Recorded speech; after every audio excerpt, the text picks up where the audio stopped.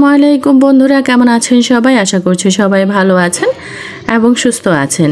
যে যেখানে থেকে আমার ভিডিওটি দেখছেন, দেশের ভেতরে ও দেশের বাহিরে, কাছে দূরে, সবাইকে জানাচ্ছি অনেক অনেক অভিনন্দন ও শুভেচ্ছা। আজকে আমাদের নতুন বউ মানে আমাদের অনু বিবি, তিনি হচ্ছে আজকে আমাদের জন্য চিকেন রান্না করবে। আসলে রান্নাটা আমি করার জন্য সব কিছু গুছিয়ে নিয়েছি। তো ও বলতেছে আপু আজকে চিকেনটা আমি রান্না করি। তো ভাবলাম যে এত শখ করে যখন বলতেছে তখন নিশ্চয়ই রান্না করবে। এর আগেও হচ্ছে 2-3 দিন ডিম রান্না করেছিল, মানে ডিম দিয়ে আলু দিয়ে ঝোল করেছিল, ভালোই মজা হয় খেতে। তো ভাবলাম যে মুরগিটা যখন রান্না করতে চাচ্ছে করুক, আমি তো পাশে রয়েছি, কোনো কিছু হচ্ছে দেখিয়ে দেয়া থাকলে দেখিয়ে দিব। তো এখন হচ্ছে ও মুরগিগুলো ভেজে নিচ্ছে। তো আমাদের গ্রামের মানুষ মানে নোয়াখালীর মানুষ বেশিরভাগই হচ্ছে ফার্মের মুরগিটা ভেজে তারপর হচ্ছে রান্না করে। তো আমি হচ্ছে দেখতেছিলাম পাশে দাঁড়িয়ে যে কিভাবে কি করতেছে, আবার মাঝে মাঝে সরে যাচ্ছি, কারণ হচ্ছে আমি যদি অলওয়েজ ওর পাশে দাঁড়িয়ে থাকি তাহলে ও হচ্ছে ভয় পাবে যে কি দিব বা কতটুকু দিব, মানে কনফিউশনে পড়ে যাবে। তাই আমি হচ্ছে একটু দূরে দাঁড়িয়ে দেখতেছিলাম যে আসলে কিভাবে কি করতেছে। যদি কিছু দেখানোর হয় তাহলে দেখিয়ে দিব। সেজন্য পরে আর কি আমি আমাদের ভেতরের রুমে আর কি জানলা দিয়ে দেখতেছি যে কি করতেছে। ও বারান্দায় রান্না করতেছে, কারণ সরকারি গ্যাসের লাইনে হচ্ছে এখন টোটালি গ্যাস থাকেই না। রাতের হচ্ছে 1:30-2টার সময় গ্যাস আসে, আবার হচ্ছে ফজরের আগে চলে যায়। তো আমাদের সব রান্না এখন হচ্ছে বারান্দাতে গ্যাসে রান্না করতে হয়, মানে সিলিন্ডারটা কিচেন রুমে রাখার মতো কোনো স্পেস নেই, সেজন্য হচ্ছে বারান্দাতে রেখে দিয়েছি। মাশাআল্লাহ, এই যে দেখেন আমার ভাইয়ের বউয়ের হাতের প্রথম মুরগি রান্না কতটা সুন্দর হয়েছে। আসলে মানুষ পারে না এমন কোনো কাজ নেই। আর রান্নাটা হচ্ছে শিখার বিষয়, সেটা হচ্ছে আপনার পরিমাণ কোন জিনিসটা কতটুকু লাগবে সেটা হচ্ছে আপনি একজনের কাছ থেকে দেখে হচ্ছে আন্দাজ করে দেওয়ার বিষয়। এখানে খাতা কলম নিয়ে বা একদম মাপঝোপ করে যে শিখার কিছু রয়েছে সেটা আমার মনে হয় না। তো অনু হচ্ছে স্পেশাল চিকেনটা রান্না করেছে, অনু স্পেশাল চিকেন। আর এখানে হচ্ছে আন্টি ভাজি করেছে, পটল ভাজা, ভর্তা, ডাল, এগুলো আজকে আমাদের দুপুরে রান্না বান্না আর কি, খাওয়া দাওয়া। তো দুপুরে রান্না বান্না খাওয়া দাওয়া কমপ্লিট করার পর এখন হচ্ছে বিকেলবেলা আমার আন্টি দেখেছে কিছু একটা করতেছে খুটুর খুটুর করে।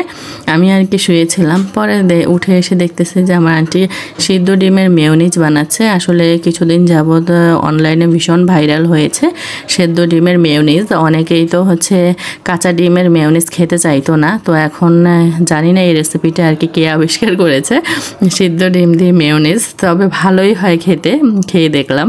আমার আন্টি হচ্ছে তার চ্যানেলের জন্য রেসিপি তৈরি করতেছে আর কি। তো ভাবলাম যে আন্টি যখন মেয়োনিজ বানিয়েছে, মেয়োনিজ কিন্তু আমাদের ঘরে অলরেডি রয়েছে, তবে ওইটা টেস্ট আর এটার টেস্ট কিন্তু একদম ডিফারেন্ট। আপনারা বাসায় ট্রাই করে দেখতে পারেন, কারণ এই রেসিপিটা এখন অনলাইনে ভাইরাল, মানে ট্রেন্ডে রয়েছে। তো আমি আবার আন্টিকে বললাম যে আন্টি সিদ্ধ ডিমের মেয়োনিজ তো সবাই বানাচ্ছে, তাহলে তুমি কেন তোমার চ্যানেলের জন্য বানাচ্ছ না? তো আন্টি ভাবলো যে বিকেল টাইম তো বসেই থাকি, তাহলে একটা রেসিপি বানিয়ে ফেলি। আর একটা রান্নার পেছনেও অনেক পরিশ্রম করতে হয় রান্নার চ্যানেলগুলোতে। আসলে একটা রেসিপি ক্রিয়েট করতে হলে তার পেছনে অনেকটা পরিশ্রম দিতে হয়। তার কারণ হচ্ছে রেসিপিটা যখন তৈরি করবে তার পেছনে হচ্ছে অনেক গোছগাছের ব্যাপার থাকে। সেটা হচ্ছে আপনি যতগুলো উপকরণ ব্যবহার করবেন তার জন্য আলাদা আলাদা করে পাত্র নিতে হয়। দেন হচ্ছে চপিং বোর্ড, ছুরি, কাঁচি, তারপর লাইটিংয়ের একটা বিরাট ব্যবস্থা করতে হয়, কারণ যথেষ্ট পরিমাণে যদি লাইট না পড়ে রান্নার মধ্যে তাহলে কিন্তু ওই রান্নাটা দেখতে ভালো লাগবে না, মানে কোয়ালিটি ভালো হবে না। তাই কোয়ালিটি ভালো করতে হলে আপনাকে অবশ্যই পরিশ্রম করতে হবে সেটার পেছনে। তো আমার আন্টি তো হচ্ছে রান্নার চ্যানেল, তাই হচ্ছে দেখি বিশেষ করে যে রান্নার পেছনে কতটা খাটনি হয়। রান্নাটা কমপ্লিট করার পর হচ্ছে আবার সুন্দর করে গুছিয়ে গেছে ছবি তোলার একটা ব্যাপার থাকে। দেন হচ্ছে রান্নার মানে ছবি টবি তোলার পর এক গাদা হাঁড়ি পাতিল বের হয়। যে কোনো একটা রেসিপি হোক না কেন, অল্প হোক বা বেশি হোক, সেটার পেছনে অনেক খাটতে হয়। তো আন্টি হচ্ছে মেয়োনিজটা তৈরি করলো, তো ভাবলাম যে তাহলে আমরা ফ্রেঞ্চ ফ্রাই দিয়ে মেয়োনিজ দিয়ে খাবো আজকে।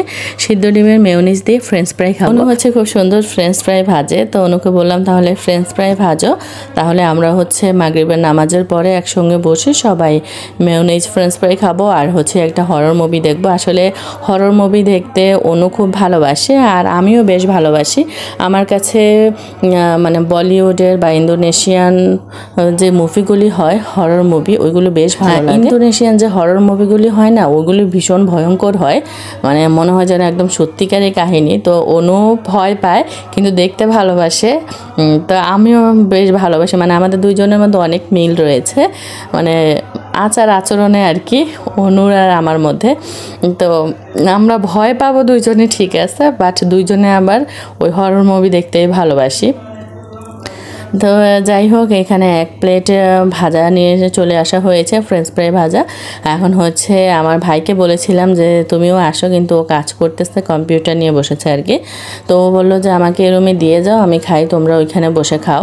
তো অনেক বেশি যখন গরম পড়ে তখন হচ্ছে আমরা সবাই এই রুমে চলে আসি, কারণ এখানে এসি লাগানো রয়েছে। এই রুমটা হচ্ছে আমাদের যতগুলো রুম রয়েছে তার মধ্যে সবচাইতে বড়। তো এইটাতেই এসি বসানো হয়েছে, কারণ অনেক বেশি গরম হলে সবাই মিলে হচ্ছে একসঙ্গে বসে গল্প টল্প করা যায়, খাওয়া দাওয়া করা যায় এখানে। তো আমরা হচ্ছে মাগরিবের নামাজের পর আর কি এসিটা চালিয়ে দিই, যদি কারেন্ট থাকে আর কি। বিশেষ করে আমাদের বিদ্যুৎই থাকে না এখানে, যদি ভাগ্য করে কোনো দিন বিদ্যুৎ থেকে যায় তখন হচ্ছে আর কি এসিটা অন করে তো এই রুমে বসে হচ্ছে একটু ছবি দেখা হয়, তারপর হচ্ছে টুকটাক চা বিস্কিট, তারপরে মানে সন্ধ্যায় যে হালকা পাতলা স্ন্যাক্স আইটেমগুলো খাওয়া হয় ওরকমই আমরা এখানে বসে খাই আর ছবি টবি গল্প টল্প করি।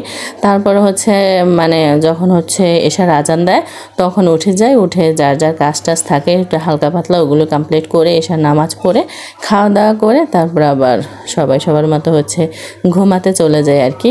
এইভাবে হচ্ছে কাটতেছে। তো এই তো অনু হচ্ছে এখন নিয়ে যাচ্ছে আমার ভাইয়ের জন্য, ওকে দিয়ে আসবো, ওখানে বসে কাজ করবে আর খাবে।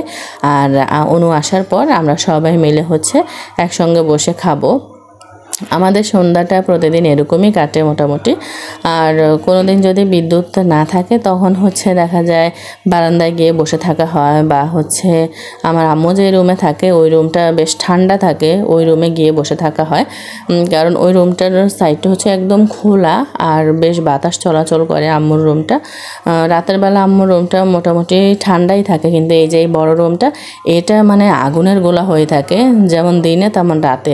তাই হচ্ছে এখানে এসিটা ফিট করা হয়েছে, যেহেতু এই রুমটা বেশি গরম, এখানে কেউ ঘুমাতে পারে না, তাই হচ্ছে এই ব্যবস্থা আর কি। তো যাই হোক, আজকে হলো আমরা বেশ মজা করে সেদ্ধ ডিমের মানে কি বলে এটাকে মেয়োনিজ আর ফ্রেঞ্চ ফ্রাই খাচ্ছি। আলহামদুলিল্লাহ খুবই মজা হয়েছে। তো আজকের মতো ভিডিও তাহলে এখানেই শেষ করব। আজকে আর শেয়ার করার মতো তেমন কিছু নেই, মানে সকাল থেকে টুকটাক আপনাদের সঙ্গে সব কিছু শেয়ার করেছি। আপনারা কেউ যদি চান এই সেদ্ধ ডিমের মেয়োনিজের রেসিপি তাহলে আমি আপনাদের সঙ্গে শেয়ার করব, আর যদি চান তাহলে আমার আন্টির চ্যানেল থেকেও ঘুরে আসতে পারেন। আমার আন্টির চ্যানেলের নাম হচ্ছে সহজ রান্নাঘর। আমি আপনাদেরকে আমার ভিডিও শেষে একটা স্ক্রিনশট দিয়ে দিব, মানে চ্যানেলের লোগো সহ, তাহলে আপনারা খুঁজে পেতে আর কি আপনাদের সুবিধা হবে। না হলে হচ্ছে একটা নামে মানে সহজ রান্নাঘর এই নামে কিন্তু সার্চ দিলে অনেকগুলো চ্যানেল চলে আসবে, তাহলে আপনারা বুঝবেন কি করে কোনটা আমার আন্টির চ্যানেল। সেজন্য আর কি একটা স্ক্রিনশট আপনাদের সঙ্গে শেয়ার করে দিব। তো এই যে বললাম আমরা এখানে বসে খাবো আর হচ্ছে মুভি দেখব। তো অলরেডি একটা মুভি হচ্ছে চালু করে দিয়েছি, এটা হচ্ছে দেখা শেষ করে তারপর আমরা হচ্ছে এশার নামাজে চলে যাব সবাই মিলে। তো আজকের মতো সবাই ভালো থাকবেন, সুস্থ থাকবেন, নিজেদের খেয়াল রাখবেন। আল্লাহ হাফেজ।